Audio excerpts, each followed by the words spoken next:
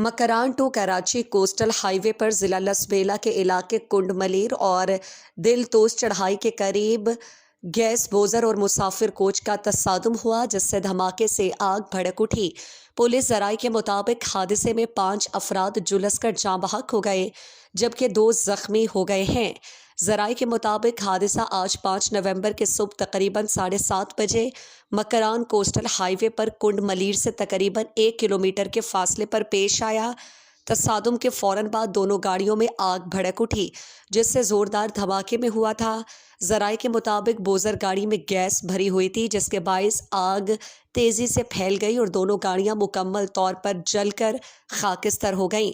जाँ बहक अफराद की लाशें ईदी एम्बुलेंसेस के जरिए ओथल सिविल अस्पताल मुंतकिल की गईं, जबकि जख्मियों को इब्तदाई तिब्बी इमदाद दी जा रही है। हादसे के बायस कोस्टल हाईवे सुबह शाम 6 बजे बंद हो गई थी। मकरान से कराची और कराची से मकरान आने जाने वाली तमाम मुसाफिर बसें और निजी गाड़ियां रास्ते में घंटों तक फंस गई थीं। सैकड़ों मुसाफिर शदीद परेशानी का शिकार रहे। लोगों ने अपनी मदद आप के तहत इमदादी कार्रवाइयां शुरू कर दी थीं।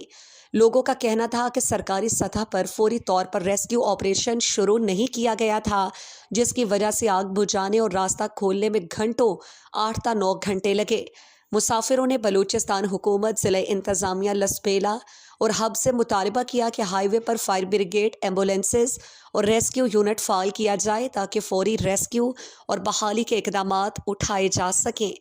जबकि ज़िला इंतज़ामिया ज़राए के मुताबिक आग पर 9 घंटे की जदीद और जद्दोजहद के बाद काबू पाया गया। वाक़या दौरे अफ्तादा इलाके में पेश आने के बायस इमदादी कार्रवाइयाँ ताख़ीर का शिकार रहीं। लाशों और जख्मियों को करीबी अस्पताल मुंतकिल कर दिया गया, जबकि शाहराह पर ट्रैफिक मुअत्तल होने से गाड़ियों की लंबी कतारें लग गईं। चंद घंटों में सूरत हाल नॉर्मल होगी।